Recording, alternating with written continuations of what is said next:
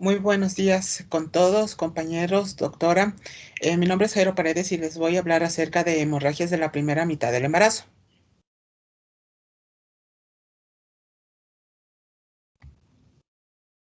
Bien, primero vamos a hablar acerca de qué es el aborto espontáneo. Esta se caracteriza por la expulsión o extracción de su madre de un embrión de un feto menor de 500 gramos, aproximadamente 22 semanas completas del embarazo, o de otro producto de la gestación de cualquier peso o edad gestacional, absolutamente no viable, independientemente si hay evidencia o no de vida, o si fue espontáneo provocado.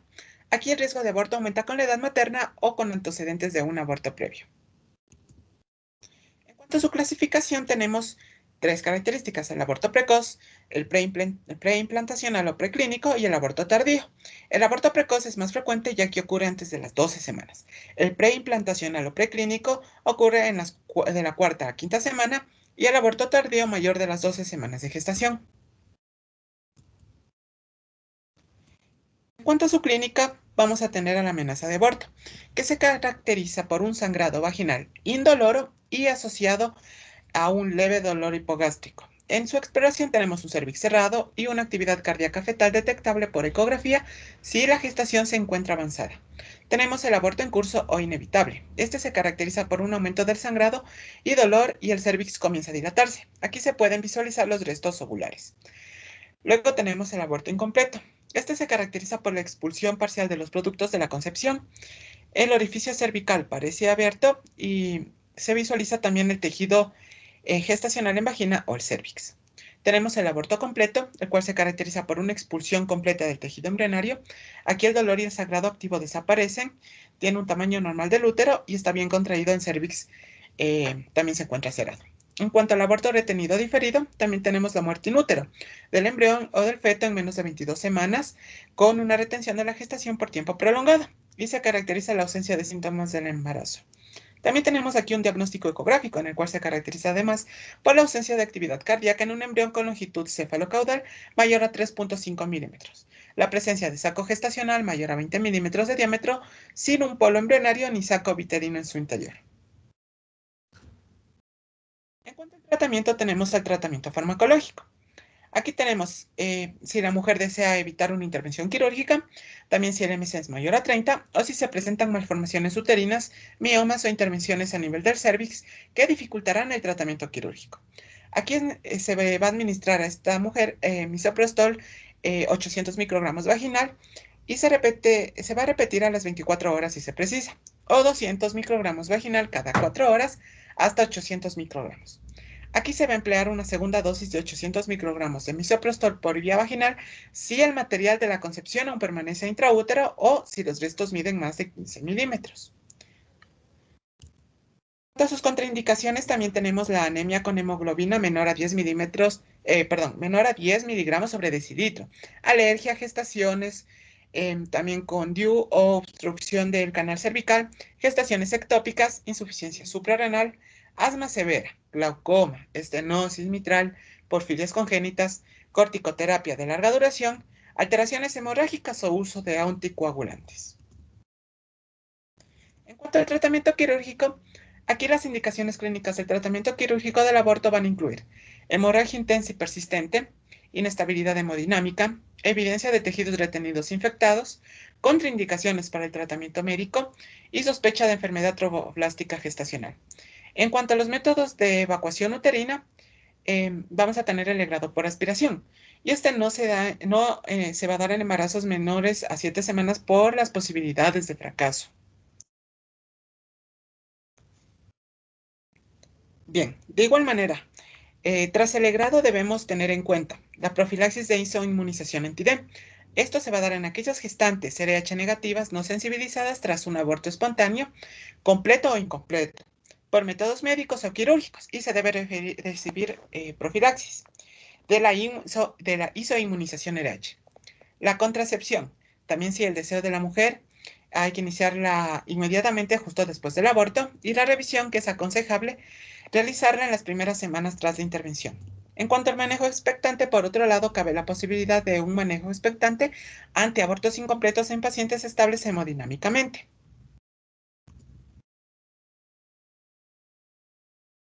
Bien, A continuación tenemos el embarazo ectópico, el cual se define como todo embarazo implantado fuera de la cavidad endometrial y representa la primera causa de muerte materna durante el primer trimestre. Existen varias localizaciones, pero con una incidencia del 98%, la trompa aquí es el lugar más frecuente de implantación, siendo del 80% la frecuencia a nivel ampular, el 12% a nivel ísmico y el 6% a nivel de las fimbrias y el 2.2% a nivel cornual. Aquí, con menor frecuencia, la gestación ectópica puede presentarse en otras localizaciones, como el ovario, el cérvix y el abdomen, teniendo estos una mayor incidencia cuando la gestación se ha conseguido a través de terapias de reproducción asistida. En cuanto a los factores de riesgo, vamos a destacar lo siguiente. Vamos a tener edad, factores tubáricos y de igual manera vamos a tener aquí la enfermedad inflamatoria pélvica, que es la causa más frecuente, la cirugía tubárica, que es la que se va a dar una coagulación tubárica por esterilización o cirugía pélvica. Y aquí también vamos a tener el DIU, el tabaquismo, el embarazo ectópico previo, la historia de infertilidad o esterilidad y aborto previo, y antecedentes de inflamación pélvica no infecciosa, como la endometriosis o cuerpos extraños. En cuanto al diagnóstico, nos vamos a enfocar más en la clínica. Aquí es habitual no encontrar la tríada típica de amenorrea, sangrado vaginal irregular o dolor abdominal. Generalmente, el inicio de los síntomas se va a presentar tras 7 semanas de amenorrea. Entre los signos más frecuentes se van a encontrar aquí en la exploración abdominal, el 90% de estas pacientes va a tener sensibilidad abdominal y signo de rebote en el 70%, sobre todo en el caso de un embarazo ectópico roto. Si el embarazo ectópico se complica, aquí ya el dolor se extiende a hemiabdomen inferior y si el hemiperitoneo es importante, puede aparecer también omargia, signos de irritación peritoneal y shock hipovolémico. Bien, en cuanto a esto también vamos a tener que los síntomas van a aparecer de igual manera tras los 7 meses de amenorrea. Esto se caracteriza porque va a haber 90% de sensibilidad abdominal y 70% de signo de rebote. Y como ya mencioné, si se complica el hemiperitoneo, la omalgia, los signos de irritación peritoneal y el shock hipovolémico. Y si el dolor se extiende en mi abdomen inferior.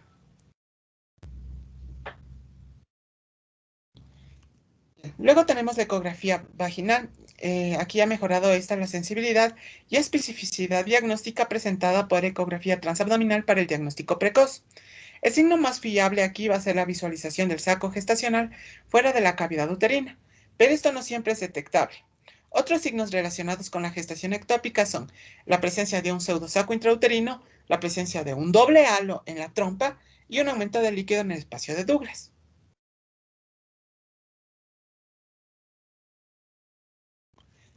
En cuanto al diagnóstico diferencial, vamos a tener que para poder establecer un buen diagnóstico diferencial, tenemos que comenzar esto mediante una ecografía transvaginal en el cual no se evidencian hallazgos. Aquí es necesario también un examen adicional que sería la valoración de los niveles de beta-HCG, pues estos dos contribuyen al diagnóstico de un embarazo ectópico.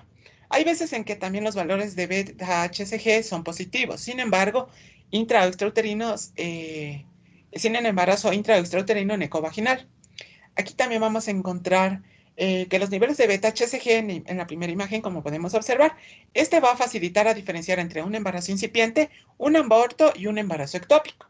Aquí la beta-HCG se duplica cada 48 horas en un embarazo normal. Si esta tasa ocurre en menor cantidad, se va a sugerir que la persona presenta un embarazo ectópico.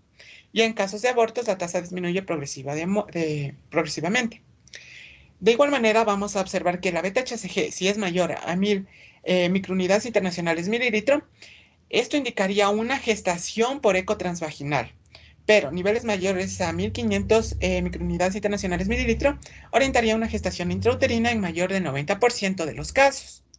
En cuanto a la otra imagen, como podemos ver, se sospecha de un embarazo ectópico cuando por eco transvaginal hay un útero vacío y los niveles de beta-HCG sérica son mayores a 1800 microunidades internacionales mililitro. Y aquí, si la evaluación clínica sugiere ya un embarazo ectópico, por ejemplo, ya hay signos de hemorragia importante, irritación peritoneal, se necesitará de una laparoscopía diagnóstica para su confirmación. cuanto al tratamiento, tenemos también la conducta expectante. Aquí esta es una alternativa para pacientes con embarazos ectópicos diagnosticados precozmente, pequeños y con concentraciones de beta-HCG en descenso.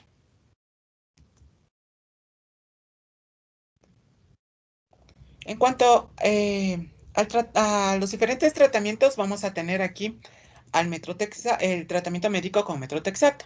El metrotexato es el tratamiento de elección, pues su administración es preferible en dosis única intramuscular y puede repetirse en caso de necesidad. Este medicamento será prescrito siempre y cuando se cumplan con las indicaciones, las cuales tenemos: ausencia de sintomatología, signos ecográficos de rotura, una paciente hemodinámicamente estable, una hematosalpingografía de menor a 3 centímetros, beta-HCG menor a 5.000 microunidades internacionales mililitro, un deseo genésico y un consentimiento informado. Como dije, este metrotexato debe ser administrado intramuscular en una inyección de 50 miligramos sobre metro cuadrado en el primer día del tratamiento y una segunda inyección en la segunda dosis en el séptimo día de tratamiento en el caso de que la beta-HCG no disminuya más de un 15% entre el día cuarto y el día séptimo. También tenemos contraindicaciones en este tratamiento. Entre las contraindicaciones también vamos a tener que se va a dar una ruptura tubárica, una inestabilidad hemodinámica, una insuficiencia hepática renal y también una insuficiencia hepática renal y una menorrea o leucopenia. El tratamiento quirúrgico, en cambio, vamos a tener también que es el principal tratamiento elegido en aquellos casos en que la paciente presente hemorragia activa, fracasos o contraindicaciones con metrotexato. Por ende, aquí la laparoscopía es la vía de elección en la mayoría de los casos.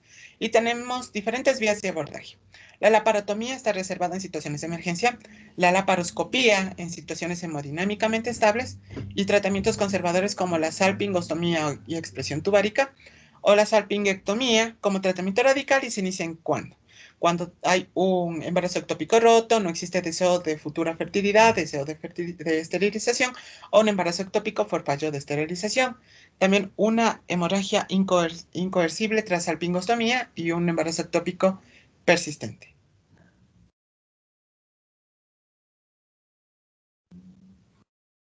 Luego tenemos a la enfermedad trofoblástica gestacional. Esta enfermedad es un conjunto de enfermedades interrelacionadas y cuyas características comunes incluyen hiperplasia del trofoblasto y un marcado aumento de la beta-HCG. Aquí el diagnóstico y tratamiento se basan en características clínicas, alteración de la regresión de la curva de beta-HCG y datos ecográficos y radiográficos, aún sin disponer de un diagnóstico histológico preciso. También tenemos a la mola hidatiforme. El amol hidatiforme también consiste en una hiperplasia de trofoblasto junto con edema de las vellosidades coriales, que se le conoce como degeneración hidrotrófica del estroma. Perdón, hidrópica del estroma. En cuanto a su clasificación, tenemos que esta es una enfermedad localizada que normalmente se resuelve con la evacuación uterina y en principio no debe ser considerada ni invasiva ni neoplásica y tampoco maligna. Sin embargo, en un porcentaje significativo de casos, es decir, en un 10%, va a dar lugar a una enfermedad trofoblástica persistente, por lo que es imprescindible un adecuado seguimiento tras su evaluación. También dice que aunque la muela completa y la muela parcial se tratan igual, son entidades diferentes. También tenemos aquí a la muela parcial y la muela completa. En cuanto a la muela parcial, típicamente hay vasos y eritrocitos fetales y puede existir evidencia macroscópica de un feto, aunque siempre no es viable. Las muelas parciales revelan triploidía diándrica y la mayoría posee un cariotipo 69XXX o 69XXY, que proviene de la fertilización dispérmica de un huevo ploide. Aquí la tendencia es bastante menor a causar secuelas malignas después de una evacuación uterina y tal vez del 5%. Y este es más frecuente. También se da una degeneración focal, sobre todo a expensas del sincitio trofoblasto y embrión que muere precozmente.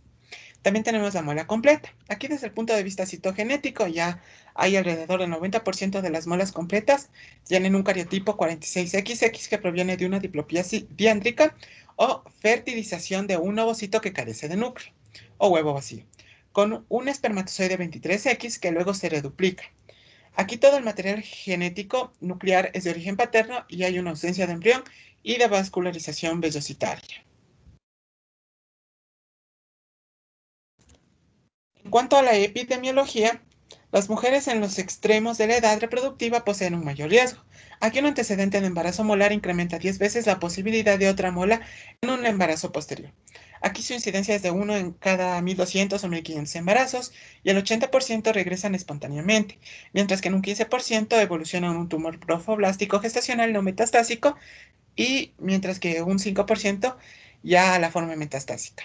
En cuanto a sus factores de riesgo, también vamos a tener la edad materna extrema, es decir, de menos de 15 y mayor a 40 años, antecedentes de abortos espontáneos previos y antecedentes de enfermedad trofoblástica previa. En cuanto a su clínica, se caracteriza porque aquí hay que pensar en la presencia de una mola vesicular cuando en el primer trimestre aparece la metrorragia, que este es un signo habitual y motivo principal de consulta. Las náuseas, vómitos e incluso hiperemesis también están presentes en un 30% de los casos y se debe a incrementos de la HCG. La preeclampsia también es de aparición precoz y sugestiva de gestación molar y sucede en el 25%. También expulsión de vesículas es un signo patoneumónico, aunque tardío e infrecuente, en un 12%. Hipertiroidismo también se encuentra en un 7% de los pacientes y se explica por la similitud entre las subunidades de la alfa de HCG y de la TSH. También tenemos la insuficiencia respiratoria aguda. Esta es excepcional, en un 2%, y también guarda relación con la embolización pulmonar de células trofoblásticas, así como asociación de preeclampsia e hipertiroidismo. Y los quistes decaluteínicos, los cuales son debido a la estimulación de la HCG de los ovarios, ocurren en el 12 al 25% de las molas completas y generalmente desaparecen de forma espontánea incluso después de varios meses y raramente deben ser extirpados. En cuanto al diagnóstico, tenemos la clínica, la ecografía, la beta-HCG y la anatomía patológica van a permitir un diagnóstico de certeza. El diagnóstico de mola completa o parcial también habitualmente se lleva a cabo tras un legrado uterino por sospecha de aborto espontáneo. Aquí, cuando se sospecha de una muela hidatiforme, antes de la evacuación se debe de realizar